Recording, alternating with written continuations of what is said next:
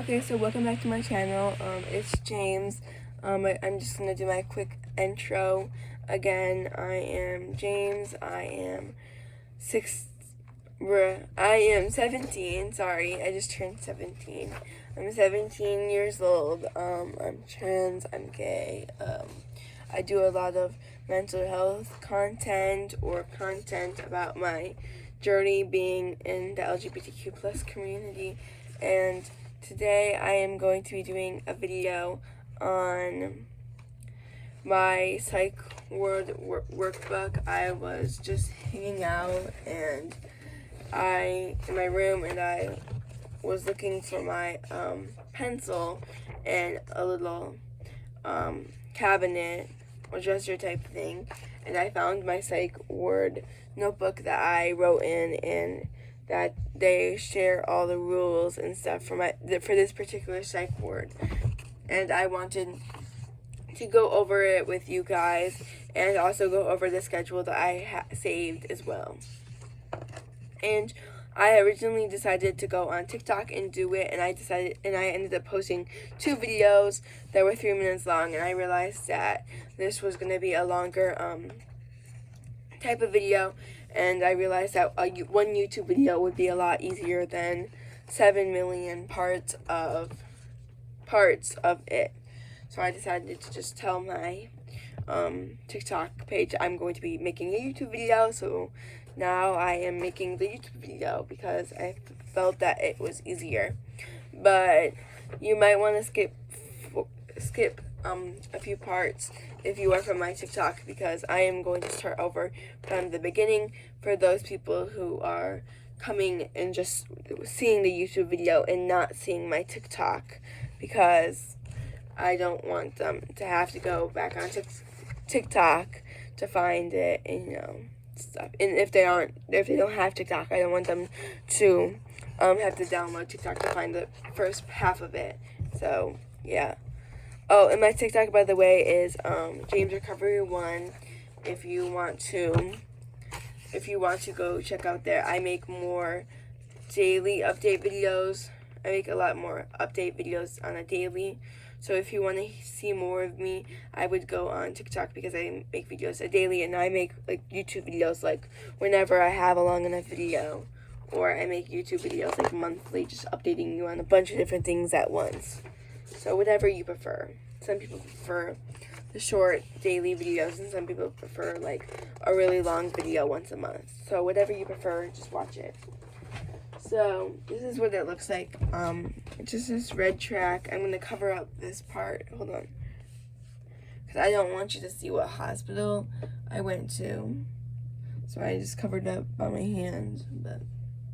And they decide it for you based off of your how you answer the questions in your evaluation, because there are red, blue, and purple.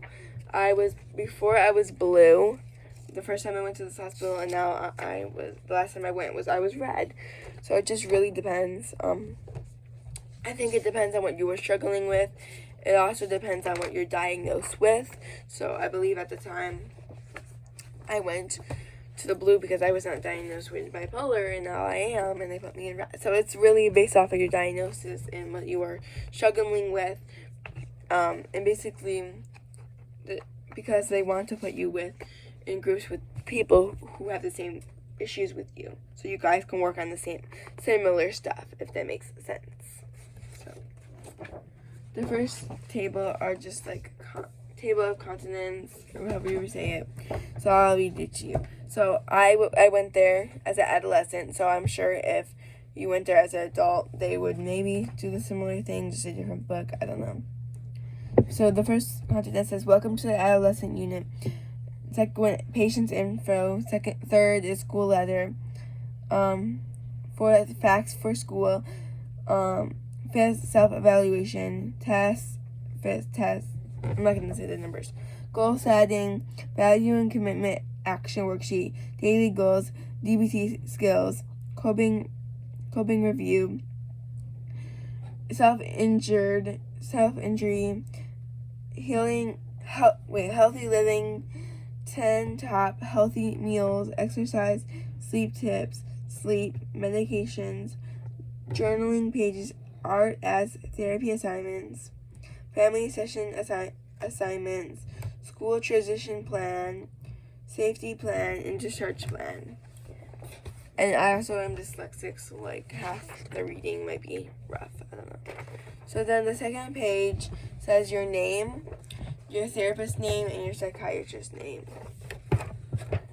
And then the second page also says, what are 5 things you would like to work on in the hospital? So last time I was in the hospital, I wrote that I wanted to work on my relationship with my dad and brother, my mood, my suicidal ideation, how I see myself, and school coping skills.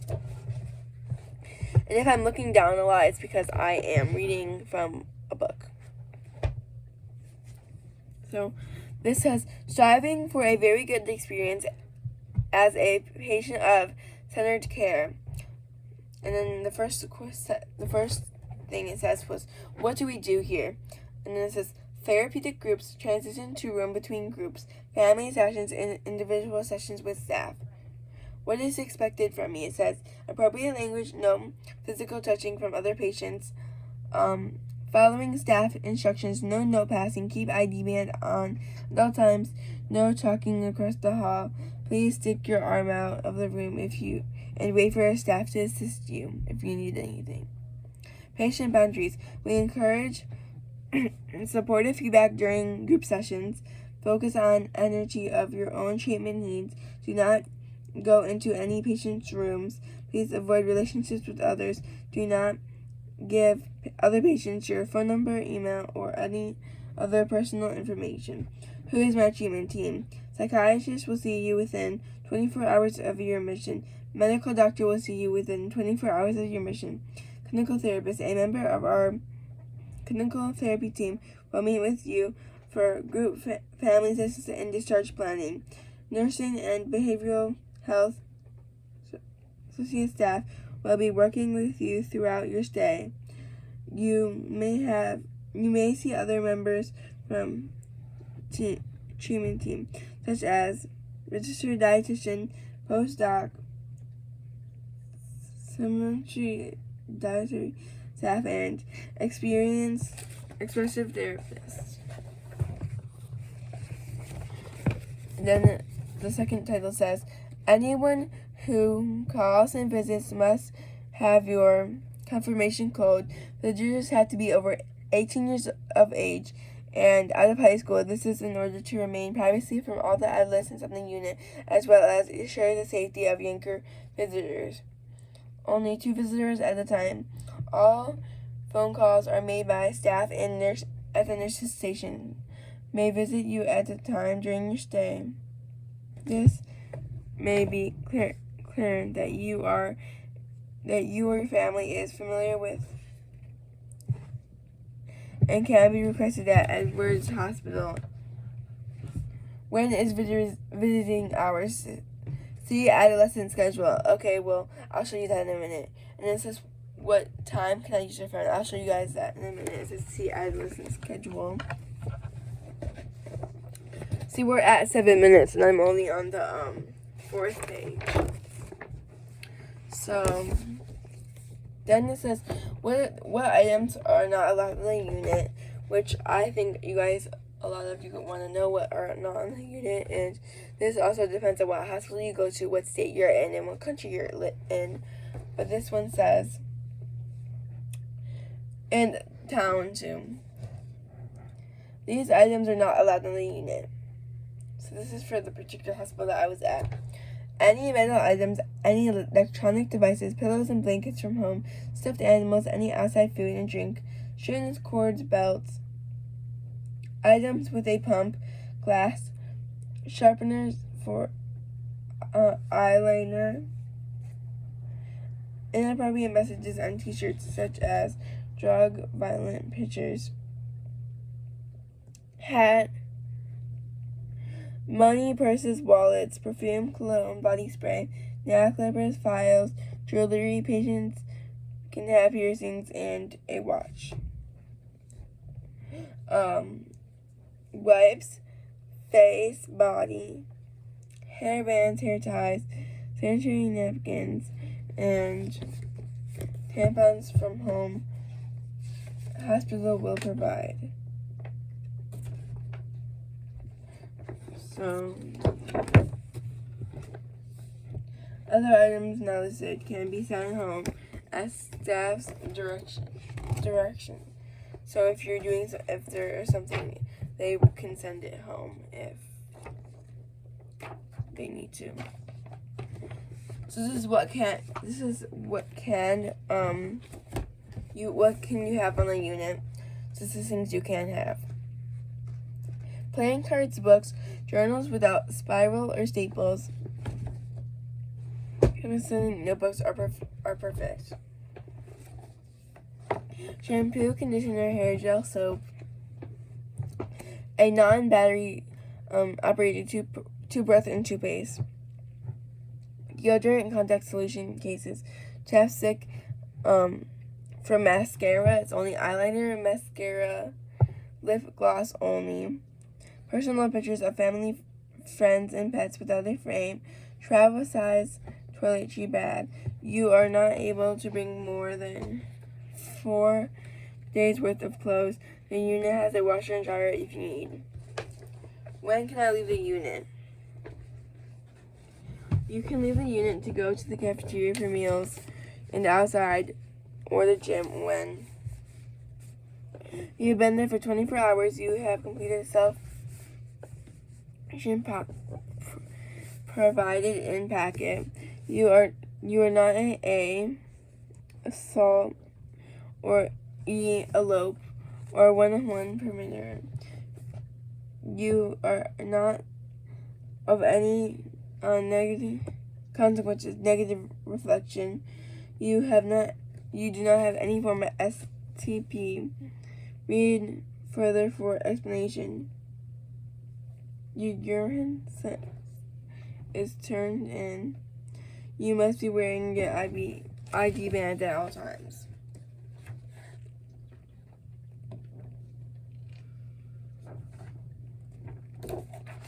See, we're at 12 minutes, so I'm just trying to give you guys all the information you could possibly need. So this is going to be about, behavioral, what things stand for.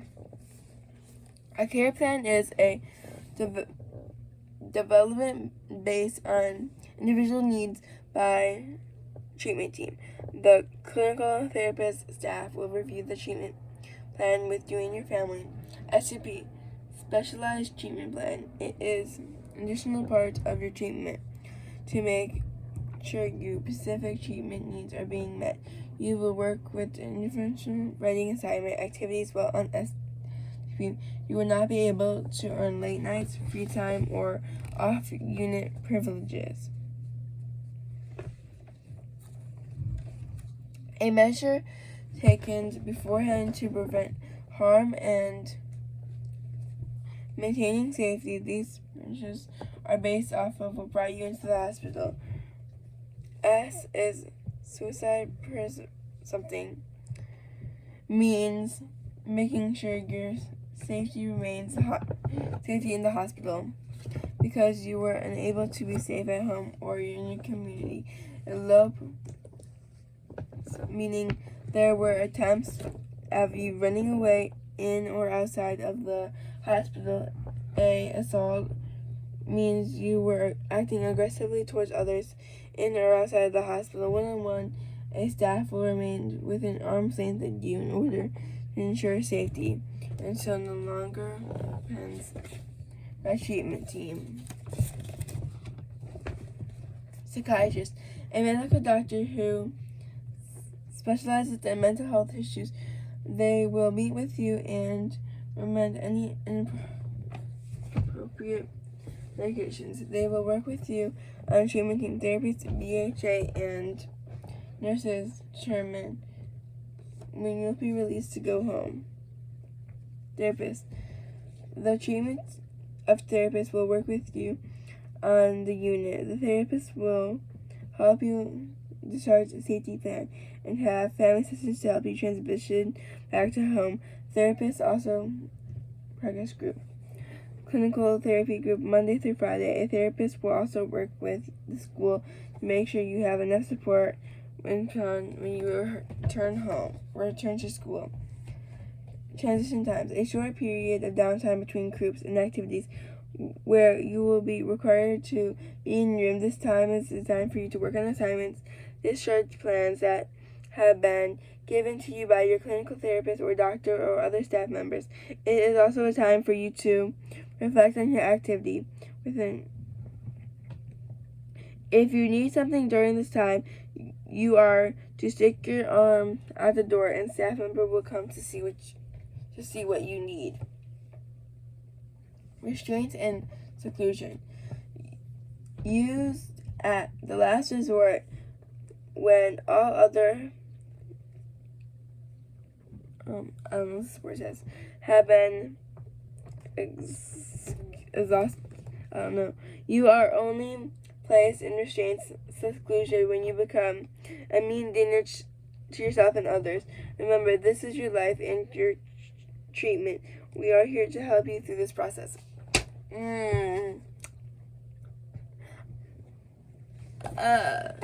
Sometimes that always doesn't happen. Sometimes they do restrain you and stuff, or put you in restraints when they could have done other things, by the way. And sorry, my reading is like total shit. Like total fucking shit. Okay. Now I'm on the 7th page. And this is still about consequences and behaviors. Timeout. Used to help you cool down and regain self-control. The length of timeout is determined by staff and usually between 5 to 15 minutes. After appropriately serving the timeout, you must process with the staff to make a plan to have better self-control. Loss of privileges. Inappropriate behaviors may result in losing privileges such as free time or going off unit to the gym. Negative reflection. Provide your time to reflect on inappropriate behaviors and develop more appropriate courses of action for the future. You may receive a negative reflection for violating unit rules. The length of the negative reflection is directly related to the seriousness of the violation. This length of a time while you are on negative reflection will not relate points, and you will not be allowed free time with peers. Time may be added to your negative reflection if further negative continues while you're serving your consequences.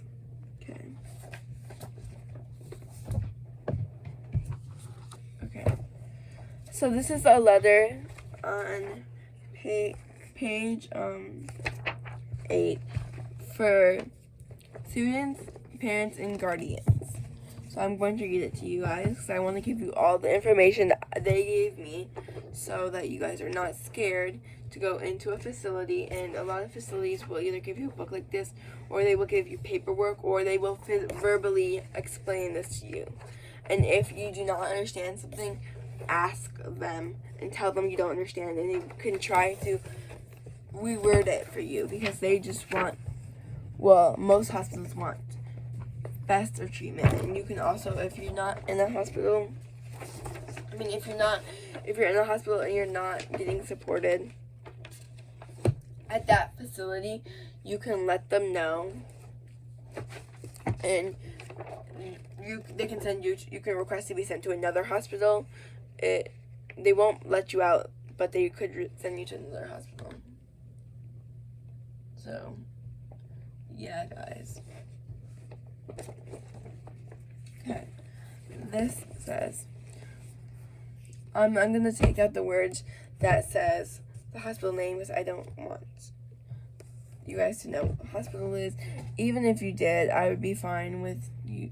I wouldn't care if you knew, like if you accidentally saw or something, but like, you word for word to know. Welcome. We are on the education team that will be working with your child when they receive services at blank hospital. All adolescent patients will receive tutoring services through our school program, which is staffed by 7 state certified teachers. In order to operate work for your child to complete during tutoring hours, we make sure direct contact with your child's school. If we have permission by releasing an information form, we usually ask that the school collects 1 week of work to send to us. School staff may also contact you if work materials may need to be picked up at the school. After contact, it may with the school. Most schools will provide work within 28 hours prior to receiving work from the guidance counselor and social workers. We work with all the students to check their school email accounts and websites from assignments. They can start immediately. Until the students receive work, we have a variety of education text activities available for them to complete, as well as most schools require novels in order to ensure students are receiving and completing work from their schools. We scan and email complete work back and forth to school, asking for more work and clarifying the questions the students have about assignments. The questions the students have about their assignments. Discuss with guidance counselors, staff, social workers about adjusting and reducing the amount of homework a patient is required to complete, or in some cases, alternative assignments.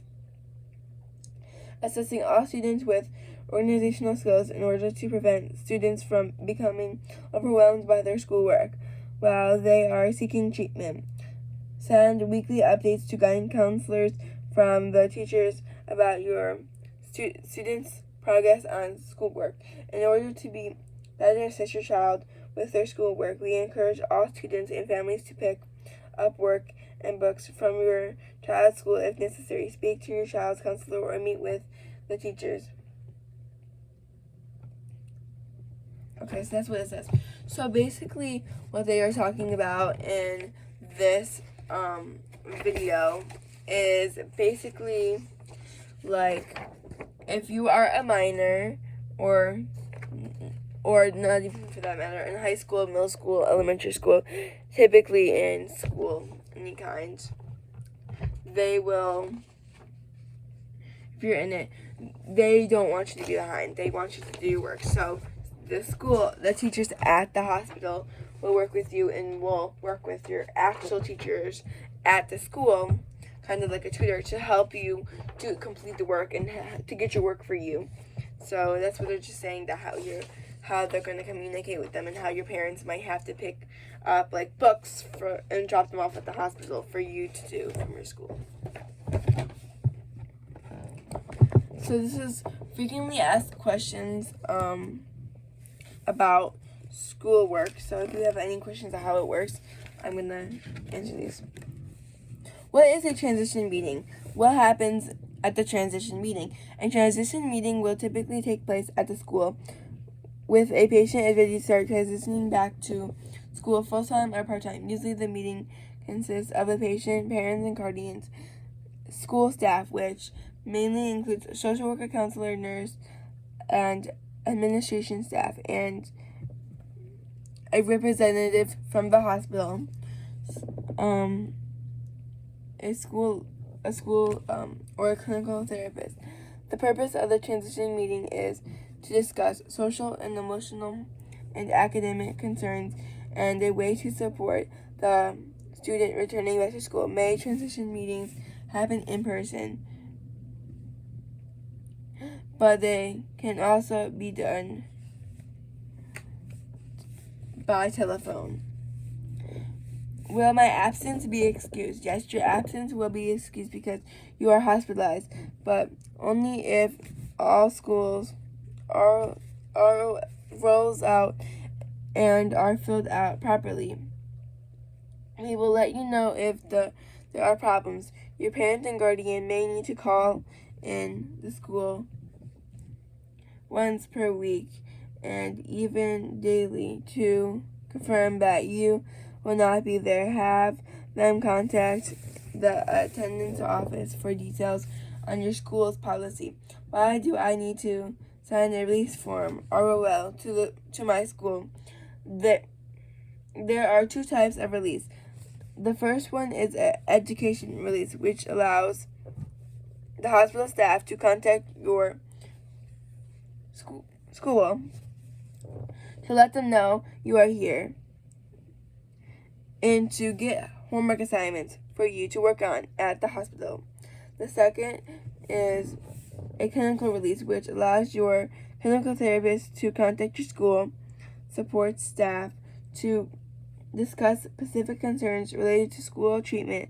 The clinical release helps school staff better understand your needs and allows them to make concerns to best support you in school environment. What should I do if I feel like I'm ready to go back to school? Please discuss this with your parents, clinical therapist, and your psychiatrist at the hospital before just showing up at school.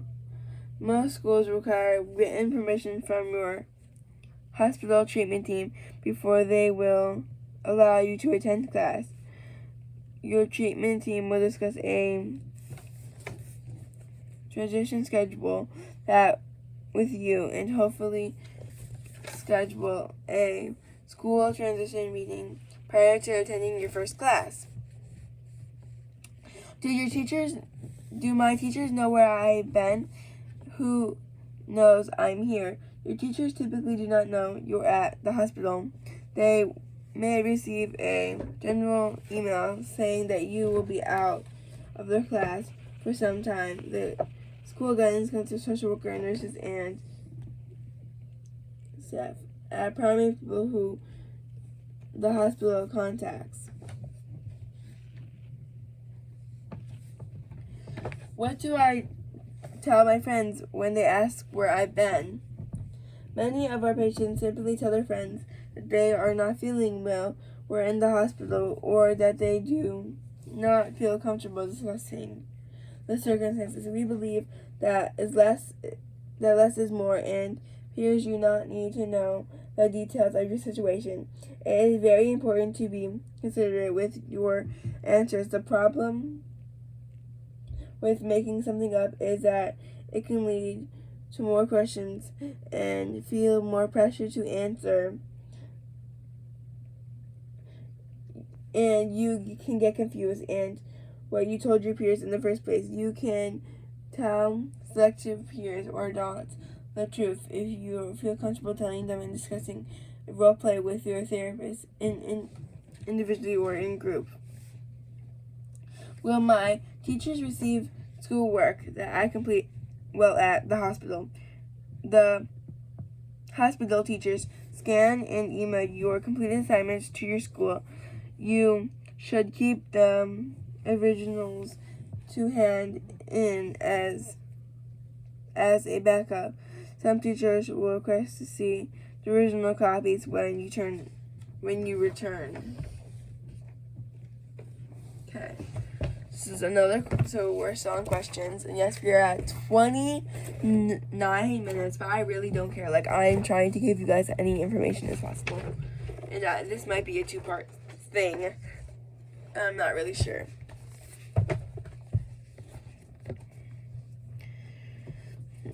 Is all the homework due the day I get back to school? This will be discussed during the transition meeting. Due dates for assignments, projects, tests, and quizzes are typically extended because of the hospitalization. Very few schools request that all your homework is complete the first day back. Your school will also have a attendance policy which will determine how many days you will have to make up work. Will I have been excused from homework and tests? depends on your individual teacher. Some homework and assignments may be excused. This can also be discussed in your transition meeting. It is important for patients to continue to work on assignments during their stay. This should be done during tutoring time at the hospital if applied at home. Some schools will send tests and quizzes to the hospital to be administered by the hospital teachers. When you feel ready to take them, the hospital teachers and school staff will be helping you to cooperate with your school. Can I take my tests and quizzes at the hospital? The answer is usually yes, but it depends on whether school policy allows the test to leave the building. Tell the hospital teachers assigned to you about the test or quizzes that you know about, and they will cooperate. How will my final exams be handled? Some schools will allow you to take them here at the hospital, though that doesn't happen very often. Some schools will allow you to take them at your school in the classroom or in the office, but will delay them until you get out of programming or have a chance to prepare for them, which an appropriate time frame.